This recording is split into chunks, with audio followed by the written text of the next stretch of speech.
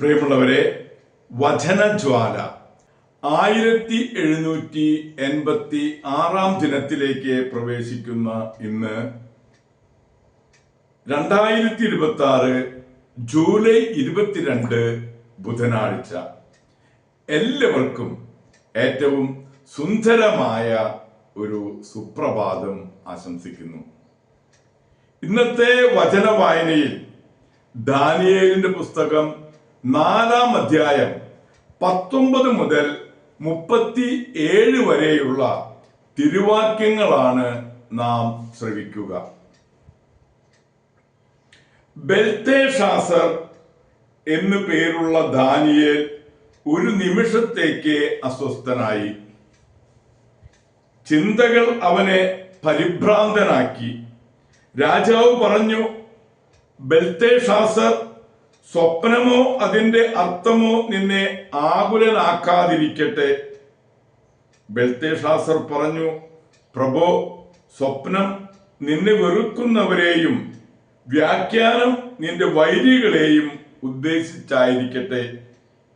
ആകാശം മുട്ടെ വളർന്ന് ശക്തിപ്പെട്ടതും ഭൂമിയിൽ എവിടെയും നിന്ന് കാണാവുന്നതും മനോഹരമായ ഇളകളും നിറയെ ഫലങ്ങളും ഉള്ളതും അങ്ങനെ എല്ലാവർക്കും ഭക്ഷണം നൽകിയിരുന്നതും ചുവട്ടിൽ വന്യമൃഗങ്ങൾ അഭയം കണ്ടെത്തിയിരുന്നതും കൊമ്പുകളിൽ ആകാശത്തിലെ പക്ഷികൾ പാർത്തിരുന്നതുമായി നീ കണ്ട വൃക്ഷം വളർന്ന് ബലിഷ്ഠനായ നീ തന്നെയാണ്. നിന്റെ മഹത്വം വർദ്ധിച്ച് ആകാശം വരെയും നിന്റെ ആധിപത്യം ഭൂമിയുടെ അതിരുകൾ വരെയും എത്തിയിരിക്കുന്നു. ആ വൃക്ഷം വെട്ടിമുറിച്ച് നശിപ്പിക്കുവിൻ. എന്നാൽ അതിന്റെ കുറ്റി വേരുകളോടൊപ്പം ഇരുമ്പും ഓടും കൊണ്ട് ബന്ധിതമായി വയലിലെ ഇളം പുല്ലുകളുടെ ഇടയിൽ ഉപേക്ഷിക്കുക. ആകാശത്തിലെ മഞ്ഞുകൊണ്ട് അവൻ നനയട്ടെ. 7 സംവത്സരം കഴിയും വരെ അവന്റെ ഭാഗധേയം വന്യമൃഗങ്ങളോടൊപ്പമായിരിക്കട്ടെ എന്നിങ്ങനെ ഒരു ദൂതൻ, ഒരു പരിശുദ്ധൻ സ്വർഗത്തിൽ നിന്ന് ഇറങ്ങി വന്ന് വിളിച്ചു പറയുന്നത് രാജാവ് കണ്ടല്ലോ. രാജാവേ, ഇതാണ് അതിന്റെ വ്യാഖ്യാനം. അത്യുന്നതനായ ദൈവത്തിൽ നിന്ന് എന്റെ നാഥനായ രാജാവിന്റെ മേൽ വന്ന വിധിവാചകമാണിത്. നീ മനുഷ്യരുടെ ഇടയിൽ നിന്ന് ഓടിക്കപ്പെടും. നിന്റെ വാസം വന്യമൃഗങ്ങളോട് കൂടെ ആയിരിക്കും. കാളയെപ്പോലെ പുല്ലു തിന്നുന്നതിന് നീ നിർബന്ധിതനാകും. ആകാശത്തിലെ മഞ്ഞുകൊണ്ട് നീ നനയും. അങ്ങനെ 7 സംവത്സരം കടന്നു പോകും. അപ്പോൾ അത്യുന്നതനാണ് മനുഷ്യരുടെ രാജ്യത്തെ ഭരിക്കുന്നതെന്നും താൻ ഇച്ഛിക്കുന്നവർക്ക് അവിടുന്ന് രാജ്യം കൊടുക്കുമെന്നും നീ അറിയും. സ്വർഗത്തിന്റെ പരമാധികാരം നീ അംഗീകരിക്കുമ്പോൾ വൃക്ഷത്തിന്റെ കുറ്റിവേര് ഉപേക്ഷിക്കുവാൻ കൽപ്പിക്കപ്പെട്ടതനുസരിച്ച് നിന്റെ രാജ്യം നിനക്ക് തിരിച്ചു കിട്ടും. അതിനാൽ രാജാവേ, എന്റെ ഉപദേശം സ്വീകരിക്കുക. ധർമ്മനിഷ്ഠ പാലിച്ചുകൊണ്ട് പാപങ്ങളിൽ നിന്നും മർദ്ദിതരോട് കാരുണ്യം കാണിച്ചുകൊണ്ട് അകൃത്യങ്ങളിൽ നിന്നും ഒഴിഞ്ഞു നിൽക്കുക. ഒരു പക്ഷേ നിന്റെ സ്വസ്ഥതയുടെ കാലം നീട്ടിക്കിട്ടിയേക്കാം. ഇതെല്ലാം നെബൂഖദ്നേസർ രാജാവിന് സംഭവിച്ചു. 12 മാസം കഴിഞ്ഞ് ബാബിലോണിലെ രാജകൊട്ടാരത്തിന്റെ മട്ടുപ്പാവിൽ ഉലാത്തുമ്പോൾ രാജാവ് പറഞ്ഞു, എന്റെ രാജകീയ മഹത്വത്തിന് വേണ്ടി രാജമന്ദിരമായി എന്റെ മഹാപ്രഭാവത്താൽ ഞാൻ നിർമ്മിച്ചതല്ലേ മഹത്തായ ഈ ബാബിലോൺ. ഈ വാക്കുകൾ രാജാവിന്റെ വായിൽ നിന്ന് വീഴുന്നതിന് മുൻപ് തന്നെ സ്വർഗത്തിൽ നിന്ന് ഒരു സ്വരം കേട്ടു, നെബൂഖദ്നേസർ രാജാവേ, നിന്നോടാണ് പറയുന്നത്, രാജ്യം നിന്നിൽ നിന്നും വേർപെട്ടിരിക്കുന്നു. നീ മനുഷ്യരുടെ ഇടയിൽ നിന്ന് ഓടിക്കപ്പെടുകയും നിന്റെ വാസം വന്യമൃഗങ്ങളോടൊത്തായിരിക്കുകയും ചെയ്യും. കാളയെപ്പോലെ നീ പുല്ലു തിന്നും. മനുഷ്യരുടെ രാജ്യം ഭരിക്കുന്നത് അത്യുന്നതാണെന്നും താൻ ഇച്ഛിക്കുന്നവൻ അവിടുന്ന് നൽകുമെന്നും നീ അറിയുന്നത് വരെ 7 സംവത്സരം കടന്നുപോകും. അപ്പോൾ തന്നെ ആ വാക്കുകൾ നബൂഖദ്നേസറിൽ നിവൃത്തിയായി.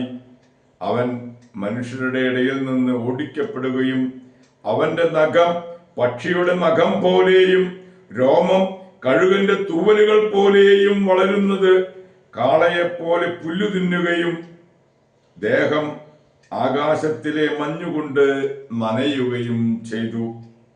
ആ നാളുകൾ കഴിഞ്ഞപ്പോൾ നബൂഖദ്നേസറായ ഞാൻ സ്വർഗത്തിലേക്ക് കണ്ണുകൾ ഉയർത്തി. എന്റെ ബുദ്ധി തിരിച്ചു കിട്ടി. ഞാൻ അത്യുന്നതനെ വാഴ്ത്തുകയും നിത്യം ജീവിക്കുന്ന അവിടുത്തെ സ്തുതിക്കുകയും മഹത്വപ്പെടുത്തുകയും ചെയ്തു. അവിടുത്തെ ആധിപത്യം അനന്തമാണ്. അവിടുത്തെ രാജ്യം തലമുറ തലമുറയായി നിലനിൽക്കുന്നു. സകല ഭൂവാസികളും അവിടുത്തെ മുൻപിൽ ഒന്നുമല്ല. സ്വർഗീയ സൈന്യത്തോടും ഭൂവാസികളോടും തന്റെ ഇച്ഛയ്ക്കൊത്ത് അവിടുന്ന് പ്രവർത്തിക്കുന്നു. ആർക്കും അവിടുത്തെ കരം തടയാനോ എന്താണ് ഈ ചെയ്തത് എന്ന് അവിടുത്തോട് ചോദിക്കാനോ സാധിക്കുകയില്ല. ആ നിമിഷത്തിൽ തന്നെ എനിക്ക് ബുദ്ധി തിരിച്ചു കിട്ടി. എന്റെ രാജ്യത്തിന്റെ മഹത്വത്തിനായി എന്റെ രാജ്യത്വവും പ്രതാപവും എനിക്ക് തിരിച്ചു കിട്ടി. എന്റെ ഉപദേശകന്മാരും പ്രഭുക്കന്മാരും എന്നെ തേടി വന്നു. എന്റെ രാജ്യത്തിൽ ഞാൻ വീണ്ടും പ്രതിഷ്ഠിക്കപ്പെട്ടു. പൂർവാധികം മഹത്വം എനിക്ക് ലഭിച്ചു. നബൂഖദ്നേസറായ ഞാൻ ഇപ്പോൾ സ്വർഗത്തിന്റെ രാജാവിനെ സ്തുതിക്കുകയും പുകഴ്ത്തുകയും മഹത്വപ്പെടുത്തുകയും ചെയ്യുന്നു. എന്തെന്നാൽ അവിടുത്തെ പ്രവൃത്തികൾ ശരിയായിട്ടുള്ളതും മാർഗങ്ങൾ നീതിപൂർണവുമാണ്. അഹങ്കാരികളെ താഴ്ത്താൻ അവിടത്തേക്ക് കഴിയും. ദൈവത്തിന്റെ തിരുവചനമാണ് നാം ശ്രവിച്ചത്. പ്രിയമുള്ളവരെ, ആഗോള കത്തോലിക്ക സഭയിൽ ഇന്ന് വിശുദ്ധ മേരി മഗ്ദലേനയെ അനുസ്മരിക്കുന്ന പൊൻസുദിനം.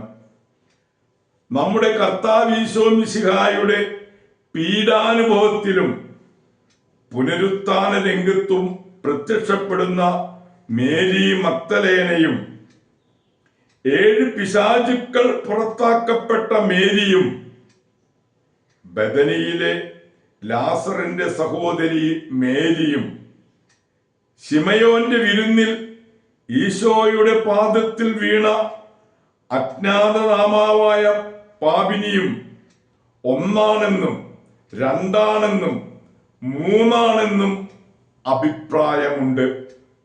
എന്നാൽ കണ്ണീരുകൊണ്ട് പാപം കഴുകിയത് മേരി മഗ്ദലേന അല്ലെന്നാണ് ആധുനികർ പറയുന്നത്.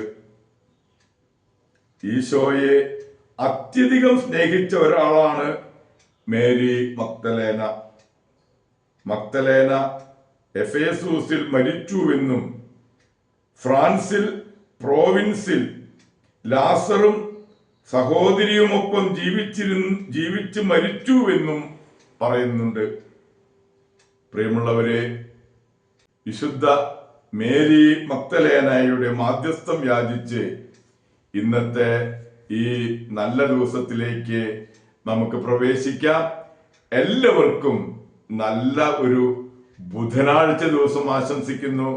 ദൈവം നമ്മെ ഓരോരുത്തരെയും സമൃദ്ധമായി അനുഗ്രഹിക്കട്ടെ.